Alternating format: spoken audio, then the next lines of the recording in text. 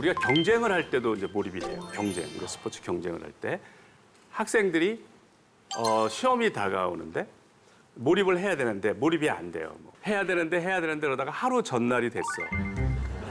그러면 이러다 큰일 나겠다 그러면서 위기감이 엄습하면서 몰입이 돼요. 그죠? 다 시험 전날 몰입이 되는 건 아니에요. 어떤 학생은 시험지를 바꿔서야부터 몰입이. 누구나 이제 몰입을 경험하는데 그것을 학문의 영역으로 해서 학문적으로 다루려고를 생각을 안 했어요.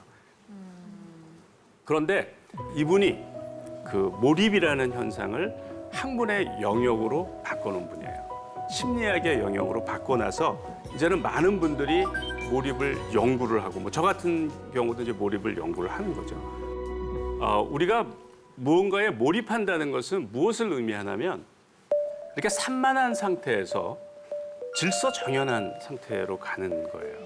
이게 자연 법칙은 어떤 방향으로 진행할 것 같아요? 어지럽혀진 방이 저절로 정돈되는 거 봤어요? 그렇죠? 왼쪽으로 가는 게 자연스러운 거예요. 그래서 산만한 상태를 엔트로피가 높다고 얘기를 합니다. 그러니까 엔트로피는 무질서한 정도라고 생각하면 좋아요. 그래서 산만하면 엔트로피가 높은 거예요. 그러니까 이게 그다음에 이제 고도로 집중되어 있으면 엔트로피가 낮은 겁니다. 저렇게 엔트로피가 낮은 상태에서 높은 상태로는 간단 말이죠. 가니까 그걸 활용해서 예를 들어서 우리가 휘발유를 써서 자동차를 가게 하고 이제 배기가스가 CO2가 나오고 이러잖아요. 에너지는 보존이 되는데 휘발유라고 하는 쓸모 있는 에너지가 엔트로피가 낮은 쓸모 있는 에너지가 쓸모없는 에너지로 바뀌어 가는 거예요. 그러니까 엔트로피가 낮은 상태가 쓸모 있는 상태예요. 그 상태에서 이제 쓸모없는 에너지로 바뀌어 가는데 그것을 영어로 이제 데그로데이션이라고 얘기를 합니다. 점점 쓸모 있는 에너지가 쓸모없는 에너지로. 그런데 이게 사람도 마찬가지예요. 그러니까 엔트로피가 저렇게 낮은 상태, 고도로 질서 정연한 상태에서 이렇게 산만한 상태로 가면 쓸모 있는 인간이 쓸모없는 인간으로 가는 거예요. 그래서 데그로데이션, 타락을 하는 거죠. 우리는 엔트로피가 낮은 쪽으로 계속 가야 되는 거예요. 그래서 인생이 고행이라고 그러는 거예요. 고도로 발달된 사회에 살고 싶으면 내 스스로 엔트로피를 낮추지 않으면 나는 현대판 노예가 되는 거예요. 항상 수동적으로 쫓기고 항상 마감이 있어야 나는 집중을 하고 몰입이 되고 시험이 다가와야만 몰입이 되고 이렇게 사니까 항상 지겨운 거야. 산다는 것 자체가 저렇게 집중된 상태로 만들어야 되기 때문에 이제 그래서 제가 근본적으로 인생은 고행이라고 하는 건데 인생의 오르막을 계속 가야만 되는 거고 그 오르막을 많이 간 사람들이 아주 성공한 사람들이에요. 그러니까 내가 죽을 때까지 얼마나 많은 오르막을 가느냐가 이제 내가 얼마큼 성취하느냐 하는 문제가 되는 겁니다. 한번 생각을 해보자요. 그러니까 인생의 오르막을 가려면 어떻게 가야 되죠? 여러분들 주말에 이렇게 산에 가보면 등산하는 사람이 그렇게 많아요. 오르막을 가는 거야. 그죠? 그 사람들 미쳤습니까? 왜 오르막을 가는 거죠?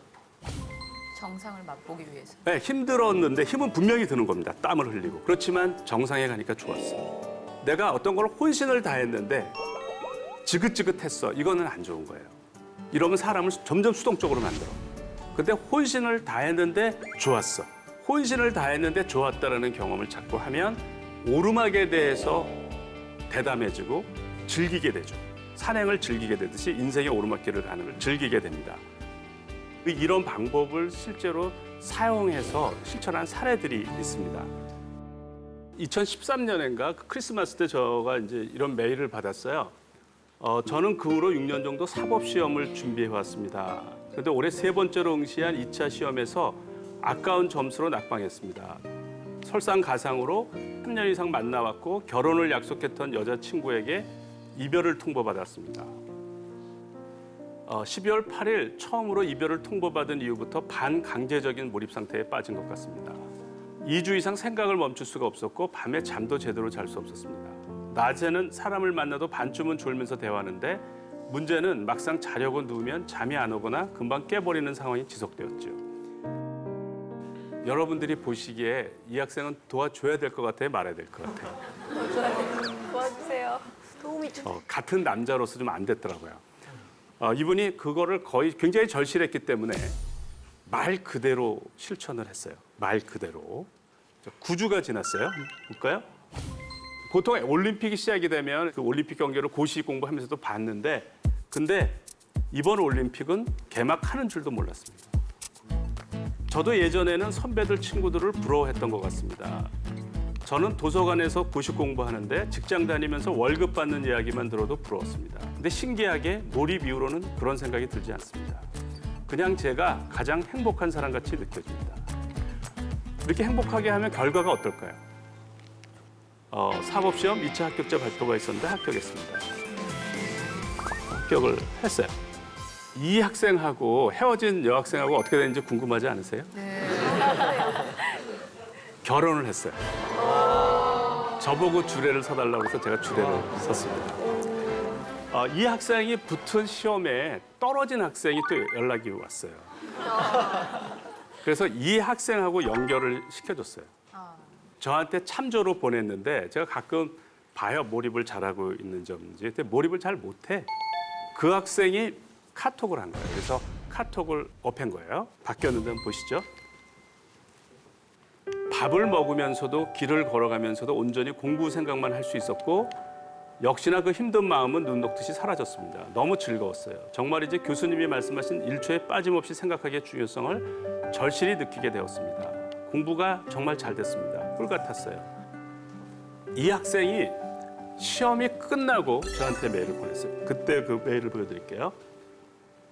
시험은 총 7과목을 4일 동안 보았는데 잘 본 과목도 있고 아쉬움이 남는 과목도 있습니다. 그래도 정말 자신 있게 말씀드릴 수 있는 건 후회가 없습니다.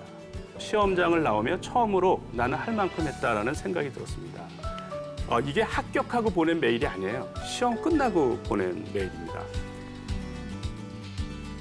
보통 고시 공부를 하면 우울증 생기고 각종 정신질환이 생긴대요. 그래서 고시 페인이라는 단어까지 있답니다. 그런데 몰입은 힐링이 되는 거예요. 행복하니까. 이렇게 행복하게 했는데 결과는 어떨까요? 교수님 오늘 최종 합격 발표가 났습니다. 석차는 20등이네요. 이 학생 뽑을 때 150명을 뽑을 때예요. 정말 제 인생에서 가장 기쁜 날을 맞이할 수 있게 해주셔서 감사드립니다. 지금 제가 소개한 주인공들이 여기 나와 있습니다. 저는 김성오 변호사입니다. 교수님이 처음에는 이제 소개하셨던 그 시험에 떨어지고 여자친구한테 차인 그 45년생이고요. 지금 저는 연수원을 수료하고 한국과학기술연구원 키스트라는 곳에서 변호사로 일을 하고 있습니다. 우리 저 김성우 씨는 그렇다면은 이별을 통보한 여자친구에게 감사를 해야 되는 겁니까? 아니면은 이별을 하고 나서 몰입을 통해서 변호사 시험을 합격하게 한 교수님께 감사를 드려야 되는 겁니까? 교수님께 감사드려야죠. 처음에 이제 그 메일을 보냈던 게 그 2013 날짜까지 기억을 하는데요. 2013년 12월 25일이에요. 저는 이제 날짜를 생각을 안 하고 보낸 거예요. 사실 지나고 나서 보니까 크리스마스 날 제가 보냈더라고요. 저녁 8시쯤 보냈어요. 그 다음 날 전화를 주셨어요. 근데 딱 처음 말씀이 제가 3시에 회의를 들어가야 돼서 지금 딱 10분의 시간이 있는데 10분 동안 제가 간략하게 얘기를 해드리고 또 전화를 드릴게요 라고 말씀하시면서 정말 10분 만에 엄청나게 빠르게 해주시는 거예요. 굉장히 열정이 넘치시고요. 그리고 누구나 할 수 있는 그런 방법이라고 생각합니다. 경험할 수 있는 경험이라고 생각합니다. 네, 안녕하세요. 저는 신가현입니다. 지금은 사법연수원 2년차에 재직 중이고요. 이전에는 독서실에서 계속 처박혀서 몇 달간 공부를 하는 인생이 되게 하찮게 느껴졌어요. 그런데 이제 내 인생이 가장 가치 있고 행복한 삶이다. 아예 인생에 대해서 바라보는 자세 자체가 달라져서 그때 몰입이 되었구나라고 느꼈습니다. 네. 그 이제 게임 중독에 걸렸었대요. 게임 중독. 그랬는데 이제 몰입을 해서 변리사에 합격해서 그 이후로도 이제 몰입을 적용해서 일을 너무너무 잘해요.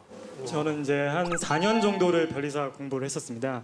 그러다 보니까 그 고승덕 변호사의 책을 막 찾아보게 되고 자기계발서를 막 찾아보게 되고 이렇게 되거든요. 고승덕 변호사는 막 17시간을 이렇게 앉아서 공부하다가 밥 먹다가 앉아서 공부하다 자고 이렇게 하시잖아요. 그래서 저도 똑같이 하루 종일 17시간을 앉아서 공부를 했었습니다. 그런데 공부 실제 시간은 4시간도 안 됐었어요, 실제로. 저는 머릿속으로 항상 막 게임이 하고 싶고 뭔가 인터넷이 하고 싶고 심지어 제가 어머니한테 제가 제정신일 때 약간 어머니한테 컴퓨터를 약간 그 잠금을 해주고 그 비밀번호를 어머니만 아는 그 비밀번호 해달라. 그래서 어머니가 비밀번호를 켜놓으셨어요. 그다음에 이제 어머니는 이제 밖에 나가셨는데 제가 한 4시간 동안 그 비밀번호를 몰입해가지고 그걸 풀어서 게임을 한 적이 있었습니다. 네. 제가 그런 시간들을 보내면서 저를 한 번도 칭찬해 준 적이 없었어요. 항상 와 내가 어떻게 이 공부를 안 하고 놀 수가 있지? 자책하지 않았던 그 순간부터 제가 몰입이 된 것 같습니다. 왜 어떤 거는 시간이 지나면 기억이 나고 어떤 거는 다 잊혀질까요? 글쎄요. 일단은 기억이 난다는 거는 그 상태에 굉장히 몰입을 많이 하고 그 상태가 오랫도록 기억에 남는 무언가가 있었을 거고요. 네. 그게 아니면은 그냥 또 흘러가서 기억 속에 네. 묻혀지는 것 같아요. 네.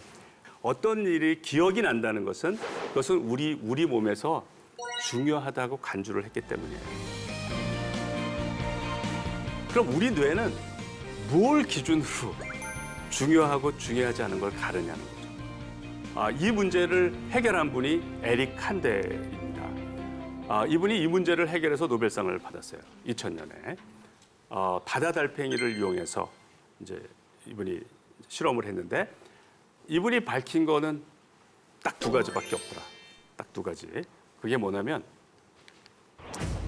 자극이 세면 우리 뇌는 중요해집니다. 여러분들이 소스라치게 놀랐거나 아주 재밌었거나 이러면 기억을 해요. 자극이 세기 때문에. 여러분들이 영어를 애우려고 그래요. 영어 단어를. 나 잘 안 애워져. 우리 뇌가 중요시 안 여기는 거예요. 아, 그거였구나. 그런데 애워야 돼. 어떤 방법을 쓰죠? 반복하죠. 반복을 하면 우리 뇌는 중요하다고 생각합니다. 가장 중요한 거는 강한 자극이 반복해서 올 때가 가장 우리 뇌는 중요시 여겨요. 그 몰입을 시켜주는 거예요. 이걸 활용해서 아주 유용한 정보를 하나 가르쳐 드릴 텐데 아이가 책상에 앉는 데까지 굉장히 힘들다고 네. 그랬죠. 얘를 5분 만에 몰입시킬 수 있는 방법이에요. 제발 가르쳐 주세요. 이걸 이해하려면 외형 기억이 있고 안목 기억이라는 게 있어요. 외형 기억이라고 하는 거는 제가 뭐 김상중 씨, 뭐 이지연 씨 이렇게 이름을 기억하는 거 이런 거를 외형 기억이라고 해요. 스쿨은 학교다. 그러니까 의식할 수 있는 기억을 우리가 외형 기억이라고 해요. 의식할 수는 없지만 내가 실력이 있는 거가 있어요. 뭐 운전을 한다거나 운동을 한다거나 악기를 다룬다거나 이런 기억을 우리가 안목 기억이라고. 몸에 배어 있는 거. 그렇죠. 몸에 배서 자동적으로 나오는 나오는 거. 것을 우리가 안목 기억이라고 그래요. 우리가 보는 시험은 외형 기억과 안목 기억 중에 어떤 기억을 테스트하는 걸까요?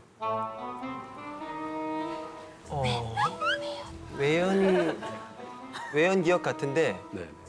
둘 다 섞여 있는 어떤 그런 거 아닐까요? 예. 외형 기억을 테스트를 해요. 외형 기억. 그러니까 예를 들어서 제가 바이올린을 세계에서 제일 잘 연주해요. 이거를 필기 시험으로 테스트할 수 있을까요? 못 하겠죠. 못 해요. 네. 그러니까 안목 기억을 필기 시험으로 테스트할 수가 없어요. 시험 점수를 올리기 위한 공부를 하잖아요. 이거는 외형 기억만 발달시키고 안목 기억을 발달시키지 않아요. 그러면 영어에서 말하기 듣기 네. 이거는 외형 기억일까요? 안목 기억일까요? 제 생각엔 영어랑 한국어랑 다를 점이 없을 것 같아서 제가 한국말을 어떻게 하고 있는지를 생각해 봤을 때 안목 기억일 것 같아요. 그렇죠. 제가 지금 말할 때 이 다음에 무슨 말을 해야지 이렇게 합니까? 아니면 자동으로 나오는 겁니까? 자동. 이렇게 자동으로 나오는 것이 안목 기억이에요. 그런데 어학이 안목 기억인데 우리는 시험을 위한 영어 공부를 했잖아요. 그러니까 외형 기억을 공부를 한 거예요. 우리는. 그러니까 이렇게 생각하시면 돼요. 피아노를 배우는데 학교에서 필기 시험으로 테스트를 해. 필기 시험으로. 그러니까 어떤 애는 피아노를 안 치고 그냥 공부만 해서 가니까 100점을 맞아. 나중에 보면 얘가 음악도 100점 맞고 1등 했는데 실제로 쳐보려면 못 치겠죠? 우리 영어가 그런 거예요. 실제로는 안무 기억이 중요한 건데 어학은 안무 기억을 발달시킨 게 아니라 외형 기억만 발달시킨 거예요.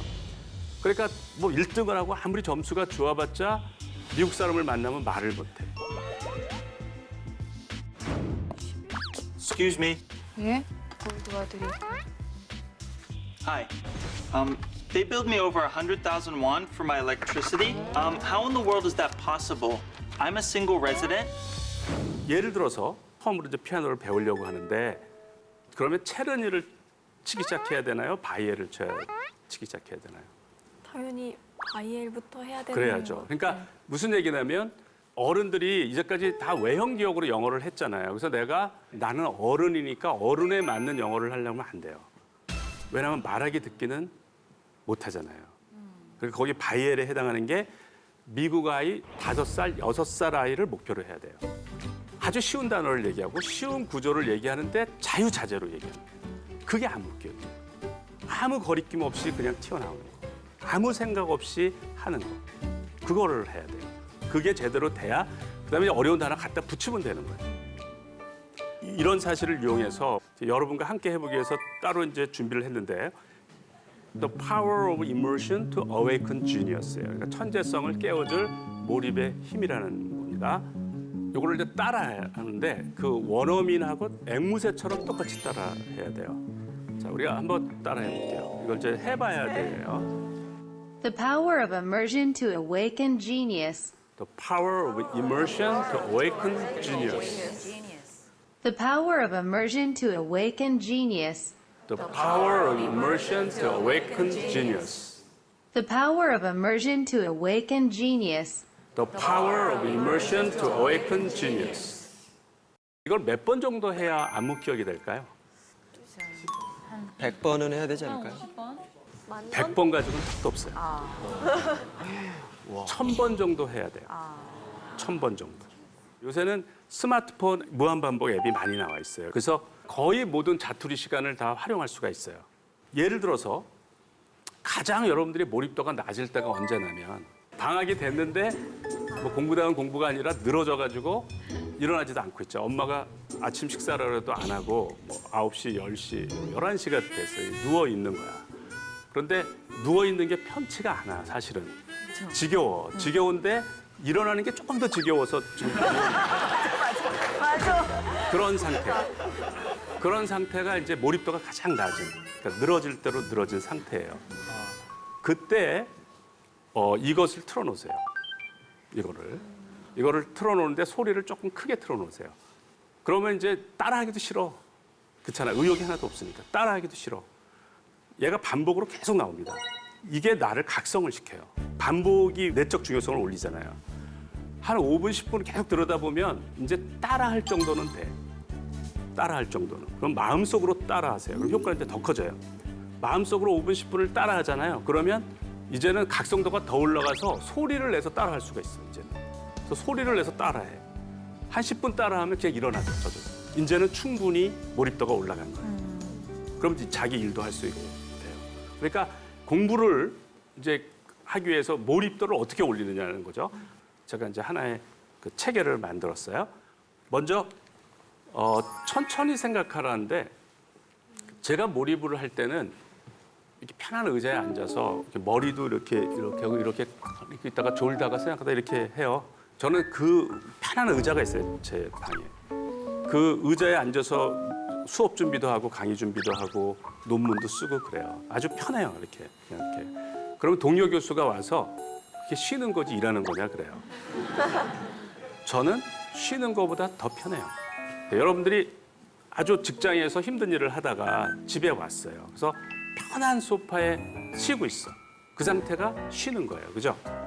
근데 어떤 사람은 그 상태에서 자기가 좋아하는 드라마에 집중해. 어느 게 더 좋아요? 그 상태에서 집중하는 게 더 좋잖아요. 그러니까 제가 그러고 있는 거예요. 저는 편하게 쉬고 있지만 머리는 온통 거기에 집중하고 있는 거예요. 그러니까 쉬는 것보다 더 좋은 거예요. 그러니까 우리는 쉬면서 집중할 수가 있다.